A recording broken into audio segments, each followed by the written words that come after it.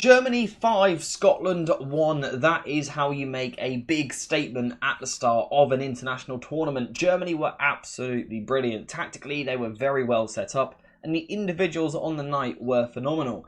As for Scotland, the less said the better. Basically the opposite of what I just said for Germany. Tactically, but also individually, Scotland were completely played off the park by a very, very good German side. And of course, we're going to go through tactically how the game played out, starting with, and to be honest, mainly focusing on Germany in possession because they had a lot of the ball. So, Germany playing the ball out from the back. They weren't this deep very often. There was little pressure on the ball here. They comfortably moved the ball through this phase towards the middle third of the pitch. Germany would dominate the ball, and Scotland would drop off a little bit. The question is, how are Germany going to try and break down this Scottish defence? Well, they're going to use the structure which we predicted in our video the other day. Make sure to go check that out, by the way. But Toni Kroos quickly, very early on in the game, was dropping into a left centre-back position just to the side of Tar with Rudiger on the right-hand side, and Andrich was quickly becoming a solo midfielder. From here, Mittelstadt would then push forward, Kimmich would push forward down the right-hand side,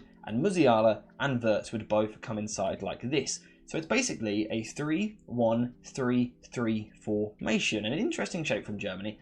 And from very early in the game, they caused Scotland a lot of problems. But I think one of the reasons they caused Scotland so many problems in this game was because of an almost surprise tactic, if you like, they used early on. And that was actually quite a long, direct, vertical approach. So early on in the game, when someone like Kroos had the ball in this position, his idea was to go long in behind the Scottish defence. Not something we were necessarily expecting with this German side because there isn't tons of pace. But again, we saw incredibly early on Kroos going for the long ball over the top, Wirtz going in behind. And this happened a couple of times in the first 10 minutes or so.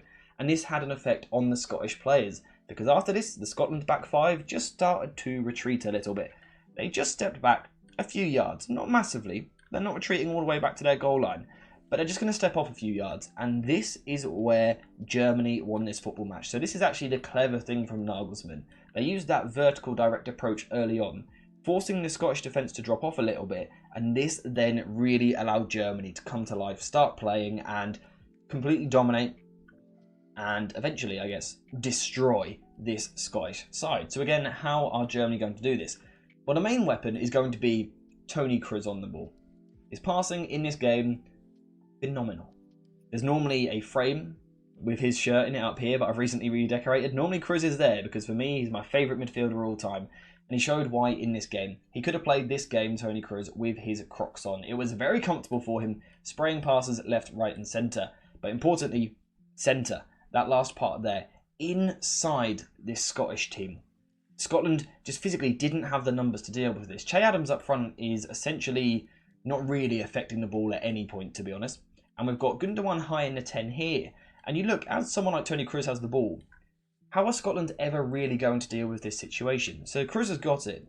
Is it McGinn's job to go out? We saw this a couple of times, but then Germany could quickly pop the ball round the corner like this, and now be 2 versus 1 out wide. So that didn't really work from Scotland's point of view.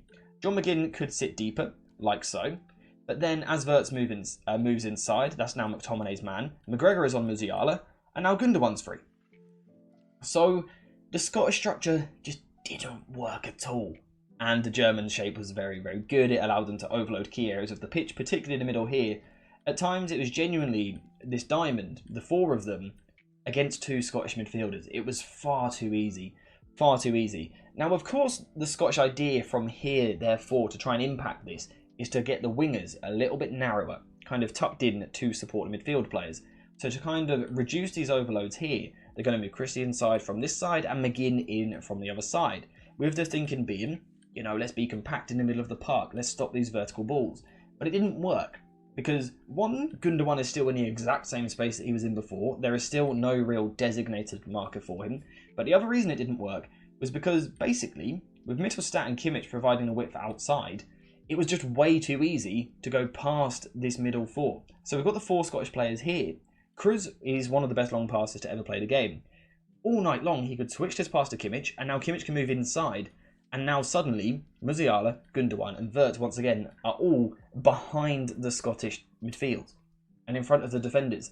This is where I predicted Germany to be strong, in this part of the pitch. And Scotland was set up to let them play there. did not make sense from Scotland at all.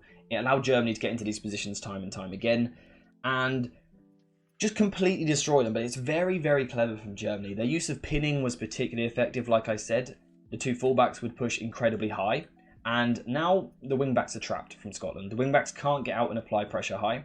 They're trapped in these areas. And the next problem is also the two wider Scottish centre-backs, Tierney and Porteous, in the first half, did not want to go and be aggressive. So when the ball was coming into these little pockets here, and Wirtz is getting on the ball and playing on the turn, Porteous doesn't want to go towards him. So again, we've got this channel of space here between the Scottish defence and midfield, which was far too easy to exploit. And then the combination play in these areas is scary. Wirtz and Musiala are two of the best players in the world in these positions. Their ball carrying, the physicality as well, which I think is incredibly underrated, but their ability to take the ball on the turn and then drive forward, and then with the rotations, Gundogan might spin in behind, Havertz might peel off the back. There's just too much movement. The Scottish defenders physically couldn't cope with it. And it's because tactically, they were completely outclassed by Nagelsmann. But it was predictable. This is exactly how we predicted Nagelsmann would set up at this tournament. Scotland didn't seem ready for it. It was almost like they hadn't done their homework. They weren't ready for what Germany was about to throw at them. And like I said, when you tactically outclass a team, and you outclass a team but also technically outclass them as well.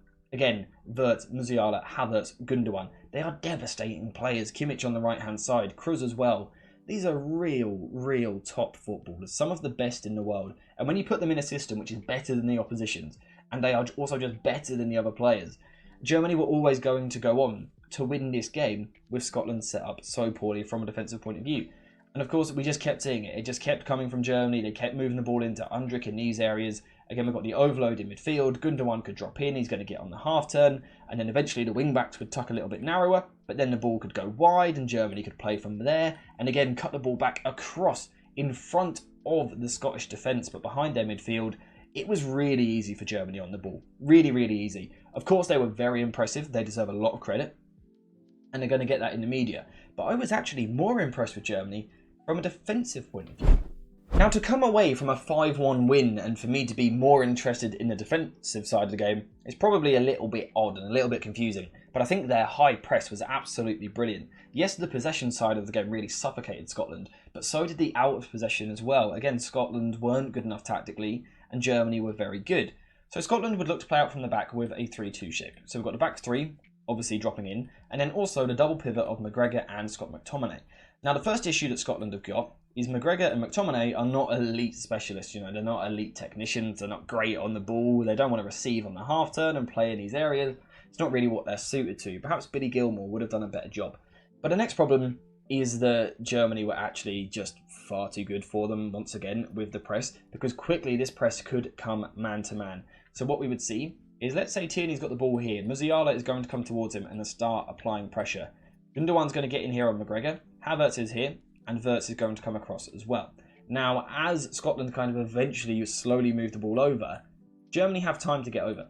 Now, the obvious space is, of course, this big area here. You know, the Scottish wing-back can drop into this position. Suddenly, there's an easy way for Scotland to play out. But no, because Germany were incredibly bold, this space was reduced. Because suddenly, Mittelstadt would jump all the way up here. Now, this is kind of a dangerous, if you like, a risky, high-risk, high-reward pressing structure. Because if you get it wrong, you of course leave a lot of room in behind your own defence. But because Germany was so good physically, they were so good at getting into the faces of the Scottish players, again, they just completely overran them. It was the same down the other side. Tierney might get the ball, and Germany are going to squeeze over like this. And it looks like Robertson is kind of the spare man here. But the second he gets the ball, Kimmich is right up in his face.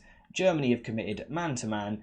And again, to tell the truth, they were absolutely brilliant. They stopped Scotland from ever really getting out of their half. I don't really know how Scotland scored a goal. Of course, it's a bit of luck from a set piece. But Germany were absolutely fantastic. And in terms of, like I said right at the start, making a statement at a big international tournament as the home nation, Germany's certainly done that. They will, though, they will face bigger tests. You probably will struggle at this tournament to find a defensive structure worse than what Scotland used tonight. It was really bad.